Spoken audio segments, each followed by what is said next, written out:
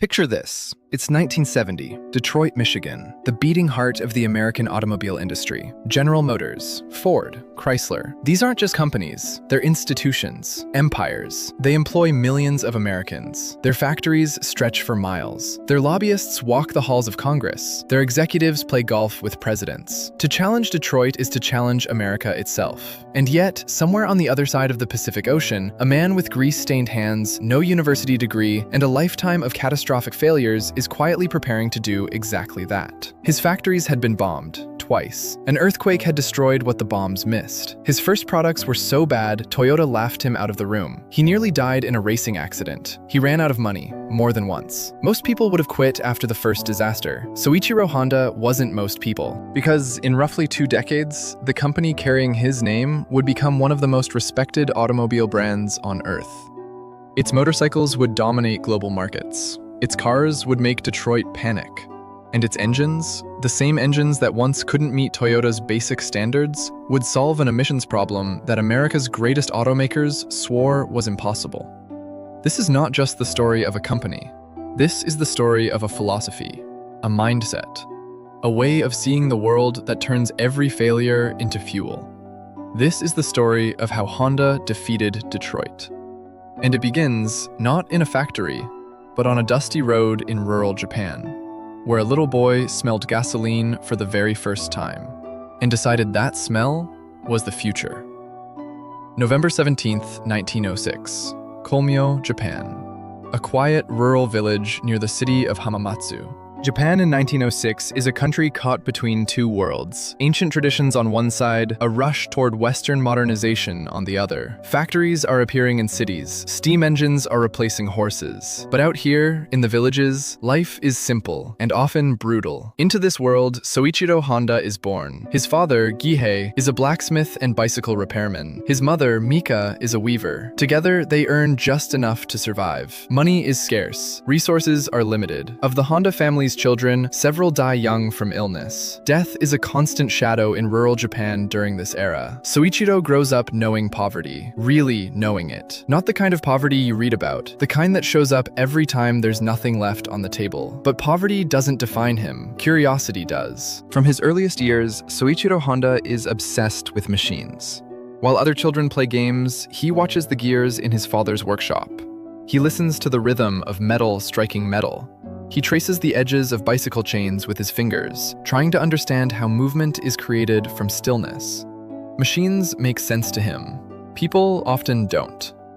Then one day, nobody knows exactly when, something happens that changes the course of history. A Ford automobile passes through the village. Cars are almost mythical in rural Japan at this time. Most villagers have never seen one. The sound alone, that mechanical roar, that sputtering engine, is like something from another world. Most people stop and stare. Young Honda doesn't stare. He runs. He chases the car down the road, legs pumping, eyes wide, completely consumed by this machine. When the car finally disappears into the distance, he notices something on the road, drops of gasoline. He bends down and smells them. To most people, gasoline smells like chemicals, like fumes, like danger. To Soichiro Honda, it smells like the future. Years later, Honda would describe this moment as one of the most important of his life. Something awakened inside that little boy on that dusty road. A certainty, a direction, a dream so clear it would survive wars, disasters, failures, and decades of doubt. Someday, he didn't know how, he didn't know when, he would build machines like that. But first, he had to survive school. And that, it turned out, would be harder than building engines. Soichiro Honda is a terrible student. Not because he's unintelligent, he's actually brilliantly creative. But traditional education never captures him. History bores him. Memorization frustrates him. Mathematics only interests him when it connects to something physical, something he can touch and build. His hands want to create. His mind wants to explore. The classroom feels like a cage. His grades suffer. His teachers are disappointed. His parents worry. And then comes an incident that reveals exactly who Soichiro Honda already is at this young age. In Japan, students were required to bring home report cards stamped with the family seal. Honda's grades were, to put it diplomatically, not great. He was terrified of disappointing his parents. So he did something unexpected.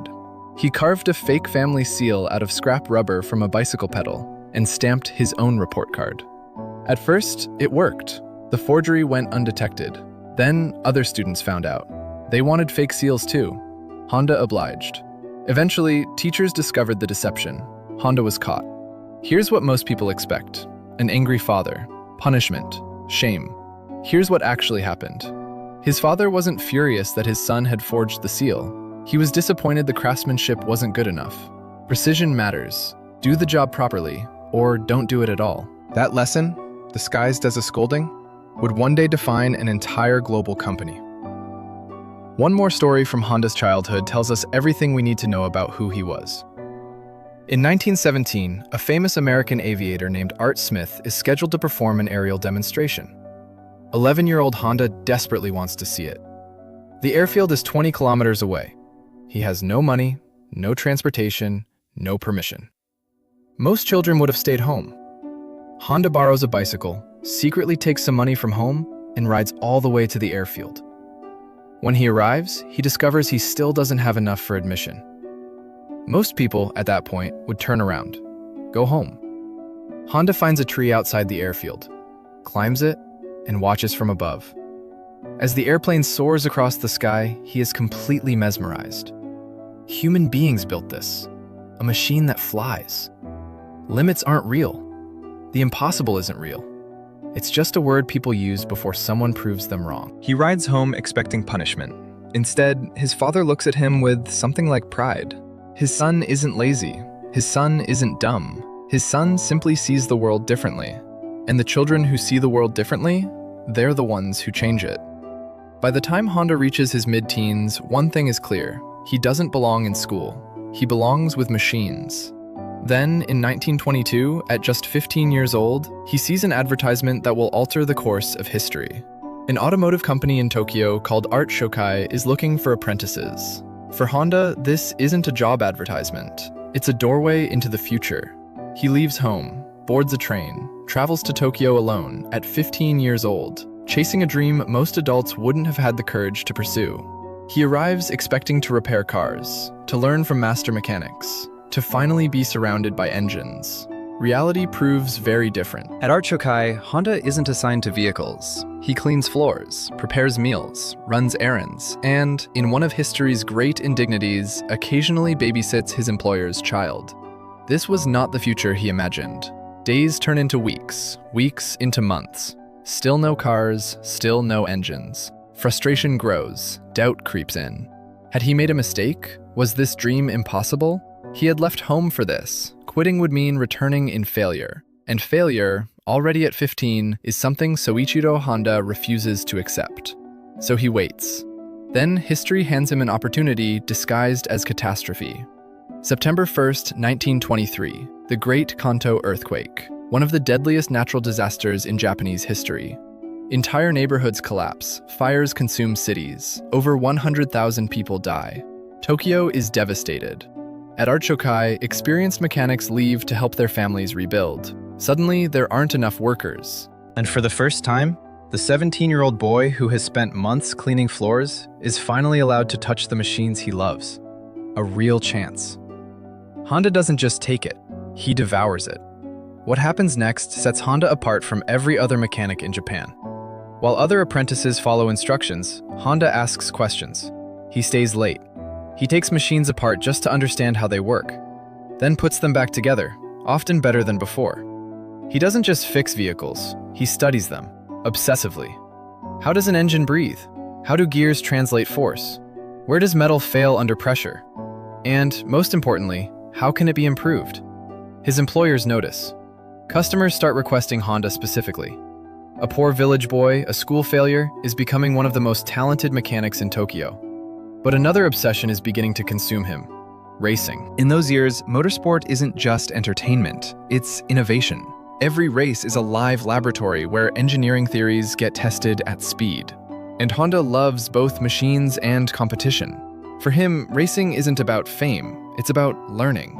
At Art Shokai, he works closely with his mentor Yuzo Sakakibara. Sakakibara is more than an employer, he's a visionary.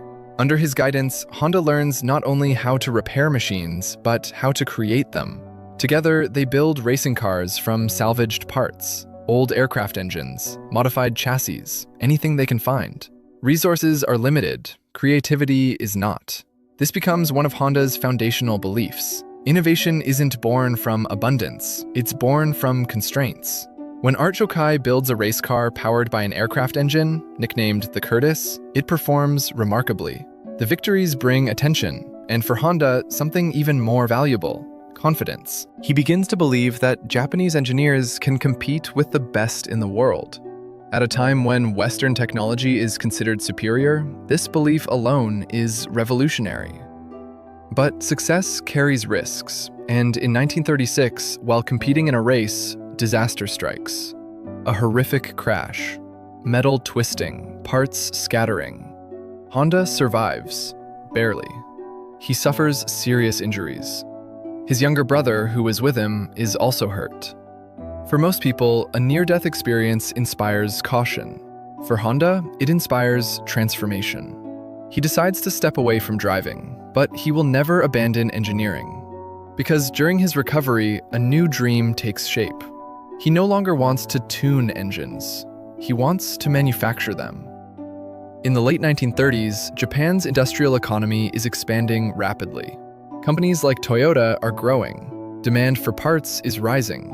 Honda sees an opportunity. He founds a company called Tokai Seiki. Its mission? Manufacture piston rings. Piston rings might sound insignificant, small circles of metal hidden deep inside an engine. But without them, engines fail. Honda believes he can build better ones. He invests everything: his money, his energy, his future. There is just one problem. He doesn't know enough. The first piston rings he produces are terrible. When he presents them to Toyota, hoping to secure a contract, the result is devastating. Toyota rejects most of them. His products don't meet basic standards. Imagine that moment. A man who has spent his life believing in his engineering instincts, humiliated by the very company he dreams of supplying. Most entrepreneurs at this point collapse or blame everyone else. Honda does something extraordinary. He blames himself. He realizes something that changes him forever. Passion alone isn't enough. Hard work isn't enough. Dreams aren't enough. Knowledge matters. So he returns to learning, not in a classroom, but in factories, laboratories, engineering discussions. He studies metallurgy, material science, manufacturing processes, everything he neglected before. He becomes obsessed with understanding why metal behaves the way it does. Months pass, then years. Slowly, quality improves, processes improve, designs improve. Eventually, Toyota accepts his piston rings. The victory is enormous. But it arrives at the worst possible moment, because the world is about to explode. By the late 1930s, Japan is at war. Factories no longer produce for consumers, they produce for the military. Steel becomes scarce, rubber becomes scarce, fuel becomes scarce. Young workers disappear into military service. Businesses struggle simply to survive. Honda adapts. He redesigns production systems, improvises materials, finds new methods. He believes engineers exist for moments exactly like these. But even the most brilliant engineer cannot negotiate with bombs. As the war intensifies, American air raids begin targeting Japanese industrial centers. And one day, destruction arrives at Honda's doorstep. Bombers appear overhead, sirens echo, explosions follow. In minutes, years of work disappear. One of Honda's factories is destroyed, machines shattered, buildings collapsed, dreams turned to ash. Most people, standing in the ruins of their life's work, would surrender to despair. Honda rebuilds. He always does. But fate isn't finished with him yet. Another bombing raid strikes. This time, the damage is catastrophic. Then, as if war itself wasn't enough, in January 1945, a powerful earthquake hits the region. What remains of Honda's facilities suffers severe damage. The earth itself seems determined to erase him.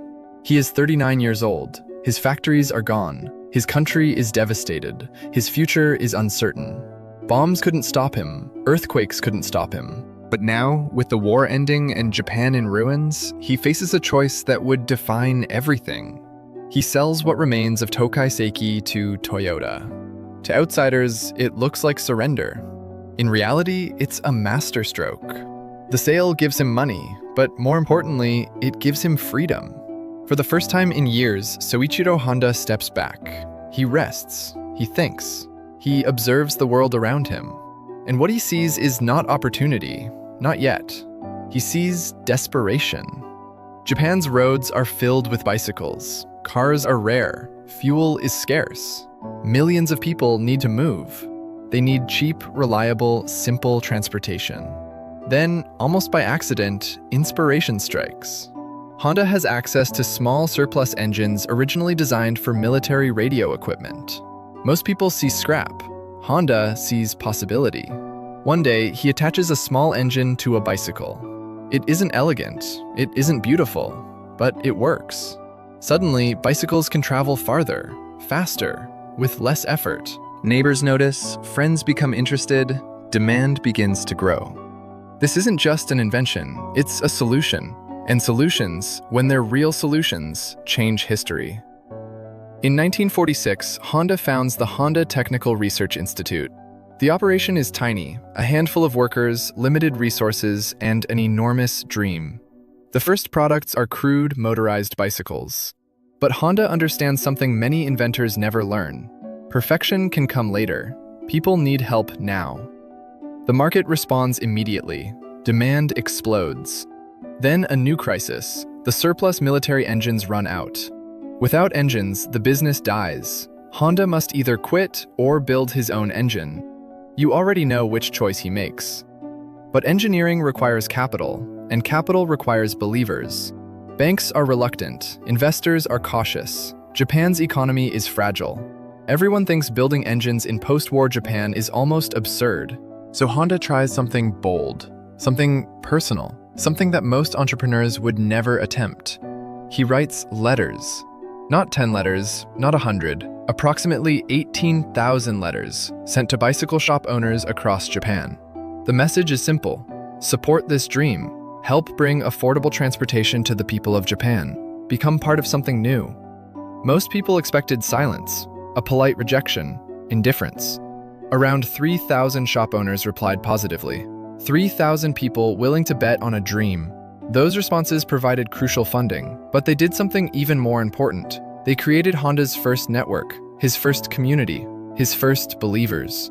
Years later, historians would look back at those letters as one of the most remarkable fundraising campaigns in business history. Because those letters didn't just raise money, they built Honda's future customers. In 1948, Honda Motor Company Limited is officially born. The company carries his name, his reputation, his dreams, and his risks. And beyond the Pacific Ocean, a giant called Detroit has absolutely no idea what's coming. Building Honda Motor Company requires more than brilliant engineering. It requires someone who can handle the business while Soichiro handles the machines. And fate, which has always had complicated plans for Soichiro Honda, delivers exactly the right person at exactly the right time. His name is Takeo Fujisawa. If Honda is the dreamer, Fujisawa is the strategist. If Honda builds engines, Fujisawa builds businesses. Their partnership is one of the great collaborations in corporate history. Clean and clear, Honda handles engineering, Fujisawa handles business. Each trusts the other completely. No ego, no power struggle, just a shared mission. And with that foundation, Honda is finally ready to change the world. The product that transforms Honda from a promising startup into a global force is the Super Cub. Few products in the history of business have reshaped society the way this motorcycle does. At the time, motorcycles have an intimidating image. They're loud, heavy, complicated, associated with danger, not something a family would consider. Honda wants something completely different. He wants a machine that ordinary people, students, workers, mothers, small business owners, can use without fear. Lightweight, fuel-efficient, reliable, affordable, easy for anyone to operate. The result is revolutionary. The Super Cub isn't just transportation, it's freedom. packaged into a machine anyone can afford. Orders explode, factories expand, dealers multiply. Within years, Honda becomes the largest motorcycle manufacturer in the world. Most founders at this point would be satisfied. They'd celebrate, consolidate, protect what they've built. Soichiro Honda is not most founders, because motorcycles were never the final destination. They were just the path to it. Cars were. The dream that began on that dusty road, watching a Ford disappear into the distance, hadn't gone anywhere. In 1959, Honda makes one of the boldest decisions in corporate history. He enters the American market. The timing seems insane. Detroit's Big Three, General Motors, Ford, Chrysler, don't just dominate American roads, they define American identity. Their budgets dwarf entire nations. Their factories employ millions. Their influence reaches deep into government. Against this, Honda seems tiny, laughable. But there's another problem beyond the size of the competition. In America, motorcycles have an image problem. They're associated with outlaws, rebels, danger. Movies and pop culture reinforce these stereotypes. The word motorcycle triggers fear in the minds of most American families. Honda needs to sell motorcycles to people who don't want motorcycles. That sounds impossible. So they do something brilliant. Honda launches one of the greatest marketing campaigns in history. The tagline, "You meet the nicest people on a Honda." The advertisements feature ordinary Americans, students, mothers, professionals, families, people who look nothing like outlaws. People who represent exactly the life most Americans are living. Instead of selling rebellion, Honda sells friendliness. Instead of danger, Honda sells convenience. The effect is stunning. Sales surge, then explode. Honda motorcycles spread to college campuses, suburbs, small towns, cities. By the mid-1960s, by some estimates, nearly half of all motorcycles sold in America carry the Honda name. A Japanese company that America had never heard of a decade earlier now owns the American motorcycle market. But Soichiro Honda barely pauses to celebrate, because motorcycles were never the point. Cars were. And that dream is about to collide with one of the most important environmental crises in American history. In the early 1970s, American cities are choking. Air quality is deteriorating rapidly. Environmental concerns are growing. The United States government introduces strict new emissions standards. Cars must drastically reduce how much pollution they produce. For Detroit, this creates panic. The Big Three argue loudly that the standards are impossible, too expensive, too technically demanding. They hire lawyers, they lobby Congress, they fight the regulations with everything they have. Their message? It can't be done. In Japan, Soichiro Honda hears the same news and asks a very different question. Not, how do we avoid this, but how do we solve it? Because engineers don't fight reality, they redesign it. Honda assembles teams. They work relentlessly, experiment constantly, fail repeatedly, then get up and try again. And eventually, they succeed. The result is the CVCC engine, compound vortex-controlled combustion. The engine meets American emission standards without the expensive systems that Detroit's engineers swore were absolutely necessary. The impossible had become possible. Again. There's a famous line often attributed to Honda around this time. Historians debate whether he said it exactly this way, but the sentiment was absolutely real. When Congress passes new emissions laws, GM hires lawyers. We hire engineers. That sentence tells you everything about the difference between these two worlds. Then comes a moment that changes everything, and Honda is perfectly positioned for it. The 1973 oil crisis. Fuel prices explode seemingly overnight. Long lines at gas stations, rationing, panic. Suddenly, the massive, gas-hungry American cars that Detroit has been selling for decades become expensive to operate. American consumers are desperate for an alternative. Honda has exactly what they need. Small, fuel-efficient, reliable, affordable. The Honda Civic. The Civic isn't just a car, it's a solution to a world that has suddenly changed. American consumers embrace it, word spreads, and Honda vehicles develop a reputation that competitors can't manufacture, can't buy, and can't rush: reliability. Drivers discover something remarkable. Honda cars simply keep running, year after year, mile after mile. They don't break down, they don't demand expensive repairs, they just work. Trust accumulates, and trust, once genuinely earned, is one of the most durable assets any business can possess. By the 1980s, 1980s, something extraordinary has happened. Honda doesn't just sell cars in America. Honda has become part of America. Factories open in the United States, in Ohio, in Alabama, across the country. American workers build Honda vehicles. American communities grow around Honda investments. A Japanese company, born in the ruins of post-war Japan, has woven itself into the fabric of the American economy. Detroit had underestimated Honda. Now it faces a competitor unlike any it has ever encountered. A company built not on political connections, not on sheer size, not on the advantages of being born American, but on engineering, on curiosity, on the relentless belief that anything can be improved. The Honda Accord emerges as one of America's favorite cars. Families trust it, mechanics trust it, consumers trust it. Then comes another audacious move. In 1986, Honda launches Acura, the first Japanese luxury brand introduced to the American market. At the time, luxury cars are dominated by European brands: Mercedes-Benz, BMW, Jaguar. Many people laugh at the idea. Can a Japanese company known for affordable, practical vehicles compete in luxury? Honda enters anyway. Acura succeeds. Its success is so significant that it inspires Toyota and Nissan to create Lexus and Infiniti. Once more, Honda hadn't followed a trend. Honda had created one. Throughout his life, Soichiro Honda had remained, above all else, an engineer. Even after becoming one of the world's most successful industrialists, he still walked through factories, still talked with mechanics, still preferred engines over boardrooms. Executives wore suits. Honda often wore work clothes. He didn't want to appear above the people building the machines.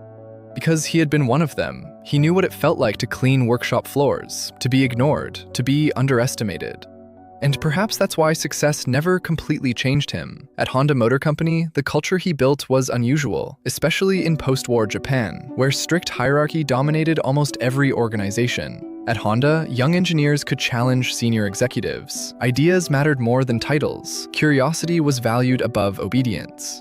This philosophy allowed Honda to expand beyond motorcycles and cars, into power equipment, marine engines, robotics, aerospace, even jets. Many companies specialize. Honda explores. Because real engineers don't see boundaries, they see problems waiting to be solved. Throughout his lifetime, Soichiro Honda registered more than 150 patents, each one representing a question he asked that others hadn't, a problem he refused to leave unsolved. Not every invention succeeded, many failed, but failure never frightened him. Because of his famous belief, the one that sounds paradoxical until you've lived it, success is 99% failure. How can success be failure? It sounds strange, but nobody understood the answer better than Soichiro Honda. His factories had been bombed, his products had been rejected, his businesses had collapsed. Earthquakes had destroyed his work, investors had doubted him, experts had laughed at him, competitors had underestimated him. And each failure became a foundation, each setback became a lesson, each obstacle became fuel. Perhaps this is Honda's greatest gift, not just to entrepreneurs, but to anyone who has ever failed at something that mattered. The understanding that failure is not final, only quitting is. Honda also believed something rare, something that most powerful founders never managed to believe. He believed companies belonged to talent, not bloodlines. When leadership transitions came, his children didn't automatically inherit control of the company. Merit over inheritance, ability over surname. He wanted Honda Motor Company to survive him, not depend on him. Because true builders don't create monuments to themselves. They create systems that endure. In August 1991, Soichiro Honda passed away at the age of 84. The engineer who had transformed industries, challenged giants, and rebuilt himself from rubble more times than anyone should have to, was gone. But his influence remained everywhere. On highways, in garages, in factories, in workshops, and in the dreams of people who dared to build something new. Today, millions of people drive Honda vehicles without ever thinking about the man behind them. They see a logo, a brand, a machine. But behind every machine stands a story. And behind Honda's story stands a poor Japanese boy who once chased a car down a dusty road because he was fascinated by its sound. That little boy could never have imagined airplanes crossing oceans, robots walking on two legs, Honda jets flying through the skies, millions of cars carrying his family name across continents. Detroit once ruled the automotive world. Its factories were massive, its companies powerful, its influence unmatched. Yet history teaches us a humbling lesson. No empire lasts forever. Innovation does not belong to the biggest. It belongs to the boldest, to the curious, to those willing to fail, again and again and again, until success finally arrives. The boy who failed in school changed an industry. The mechanic who cleaned floors challenged giants. The entrepreneur who lost everything built one of the world's greatest companies. And the greatest irony of all? Soichiro Honda never set out to defeat Detroit. He simply wanted to build better machines. And in trying to build something better, he changed America. Because every great revolution begins the same way, with one person willing to ask a simple question. What if there's a better way? For Soichiro Honda, that question changed the world. And for everyone who continues to dream, invent, and build, his story remains proof that greatness is not born, it is engineered.